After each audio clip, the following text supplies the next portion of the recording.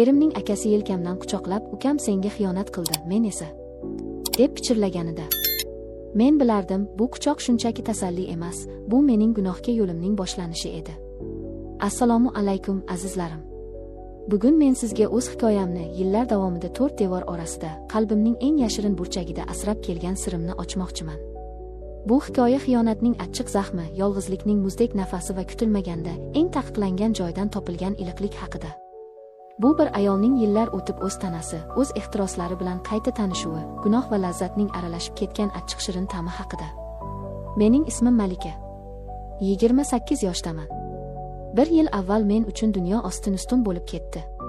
6 yillik turmushim, men borimni bergan, sevgan insonim erim Dilshodning xiyonati tufayli barbod bo'ldi.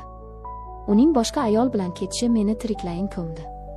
Men singan g'ururim, yaralangan qalbim va bir dunyo alamim bilan ota-onamning hovlisiga qaytib keldim. Kunlarim ma'nosiz, tunlarim esa yig'i bilan o'tardi. Men o'zimni keraksiz, sevilmagan va hayotda butunlay mag'lub bo'lgan ayolday his qilardim. Ayolligim, mening yoshligim go'yo xazon bo'lgandek edi. Bu og'ir kunlarda meni faqat bir inson qo'llab-quvvatladi. Erimning akasi, qaynog'am Davron aka. Ular aka-uka bo'lishadi, bir-biriga umuman o'xshamasdi. Dilshod yengiltak, o'yinqaroq bo'lsa, Davron aka jiddiy, vazmin, har bir so'zini o'ylab gapiradigan inson edi. U uylangan, bolalari bor, o'z oilasi bor edi. Lekin ukasining bu qilig'idan u ham qattiq xafa edi. Davron aka har kuni mendan xabar olgani kelardi. Ba'zan onam bilan gaplashib o'tirardi, ba'zan esa meni hovliga suhbatga tortardi. "Malika, o'zingizni qo'lga oling. Hayot davom etadi. Siz hali yoshsiz, go'zalsiz", derdi u menga qarab. Uning nigohlarida shunchaki rahmdillik emas, boshqa narsa borligini seza boshladim. Unda erkakning ayolga bo'lgan qiziqishi, yashirin bir hayrati bor edi. Men bu nigohlardan qo'rqardim va ayni paytda ularni sog'inardim. Axir men ajrashganimdan beri hech kim menga bunday tikilmagandi. Erim meni faqat kamsitardi. Davron akaning e'tibori esa mening so'nib borayotgan ayollik g'ururimni qayta uyg'otayotgandek edi. Bizning tasodifiy uchrashuvlarimiz, qisqa suhbatlarimiz ko'paydi. U ba'zan menga yordam bahonasida yaqinlashardi. Qo'llarimiz tasodifan tegib ketganida butun tanamdan titroq o'tardi. Bu qo'rqinchli, ammo shirin bir o'yin edi. Axir u mening qaynog'am edi. Uning xotini bor edi. Bu mumkin emas edi. Bir kuni u kechqurun keldi. Kayfiyati yo'q edi. Xotini bilan urushib qolganini aytdi. "U meni tushunmaydi", dedi u chuqur xo'rsinib. "Biz allaqachon bir uyda yashaydigan ikki begonaga aylanib bo'lganmiz. Biz uzoq dardlashdik. Ikki yaralangan qalb, ikki yolg'iz vujud bir-biridan taskin topgandek edi." U ketayotib yelkamdan sekin tutdi. "Siz yolg'iz emassiz, Malika. Men doim yoningizdaman", dedi u. Uning kaftlarining issiqligi butun tanamga taraldi. Yillar davomida unut bo'lgan hislar uyg'ongandek edi. O'sha kundan keyin bizning yashirin munosabatlarimiz boshlandi. Nigohlar, imo-ishoralar, telefon orqali uzun suhbatlar. Biz bir-birimizga tortilayotganimizni ikkimiz ham bilardik. Men o'zimni ham baxtli, ham xoin his qilardim.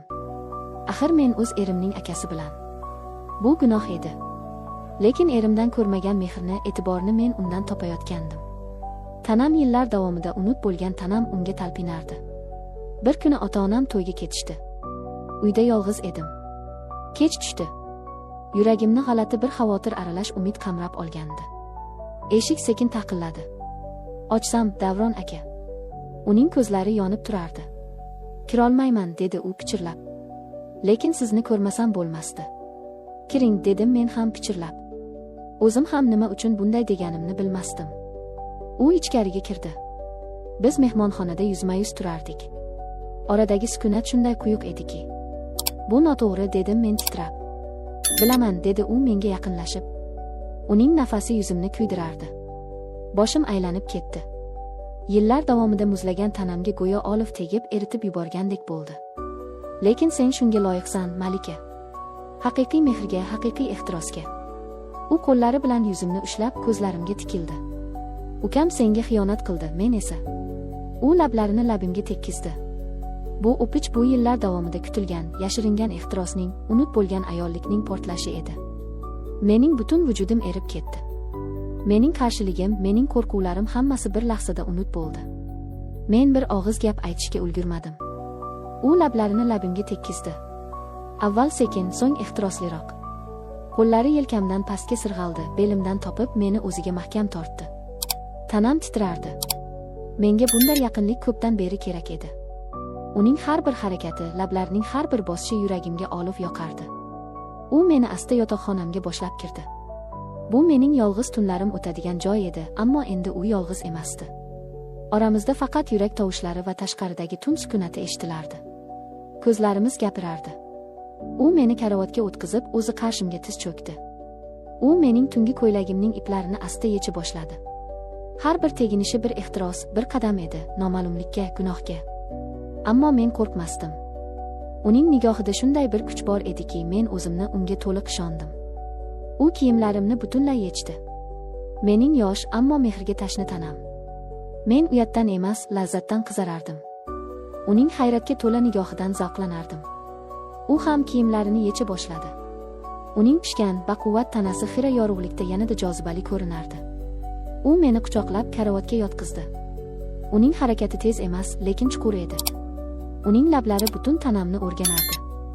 Sekin ikkita tarvuz chamdan ezib, uchidan tishlab oldi. Oh, mazza! Rosa yoqib ketaverdi. Men ham uni mahkam quchoqlab oldim. Bizning vujudlarimiz bir-biriga chatishib ketdi. Uzoq, juda uzoq bir-birimizni yalab yulqashdik, erkaladik. Uning har bir teginishi tanamning unut bo'lgan nuqtalarini qayta jonlantirardi. Uning kuchi, uning tajribasi, uning nafasi meni aqldan ozdirardi. U meni lablarimdan pastga sirg'ab, bo'yinlarimni, yelkalarimni o'pa boshladi. Men shirin nola qilardim, uning ismini pichirlardim. Oxiri uningniki turib ketgan edi. Uning qattiq go'sht kaltagini sonlarim orasida his qildim. Sekin tika boshladi. Men dodlab baqirib yubordim. Bu ham og'riq, ham yillar davomida kutilgan lazzatning, ayolligimning qayta uyg'onishining chinqirig'i edi. U meni tonggacha baqirtirdi, rosa rohatlandim. Ertalab bo'ldi.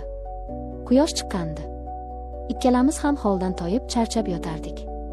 Men uyg'onganimda u allaqachon kiyinib olgandi. U menga qarab jilmaydi. "Kecha uchun rahmat", dedi u sekin. "Bu bizning sirimiz bo'ladi." U peshonamdan o'pib chiqib ketdi. O'sha kundan keyin men boshqa malikaga aylandim. Endi men shunchaki ajrashgan, baxtsiz ayol emasdim. Men yashirin sirga ega bo'lgan, ehtirosli ayolga aylangandim. Davron aka bilan yashirin uchrashuvlarimiz davom etdi. U xotinidan yashirincha men bilan uchrashar, menga mehr berar, ehtiroslarimni qondirardi. Bu qo'rqinchli, ammo shunday shirin edi. Bir marta homilador bo'ldim. Yashirincha oldirib tashladim. Ota-onam bilmasin, uning xotini bilmasin deb qo'rqdim. Bu sir faqat men va Davron akaning o'rtasida edi. Hayot davom etmoqda. Men hali ham o'sha uyda, o'sha sir bilan yashayapman. Davron aka hamon mening yashirin sevgilim. Uning xotini hech narsani bilmaydi. Bizning bu gunohli baxtimiz qachongacha davom etishini bilmayman. Ammo bir narsani aniq bilaman, eri yo'q, ajrashgan, yolg'iz ayol uchun eng katta azob bu yolg'izlik va mehrsizlik. Mazza qilib bu hayotda yashaganingiz qoladi. Chunki ayol bir marta yashaydi. Kim bo'lishidan qat'i nazar, o'zini ayol ekanligini his qilib yashash kerak. Haqiqiy hayotim haligacha shunaqa.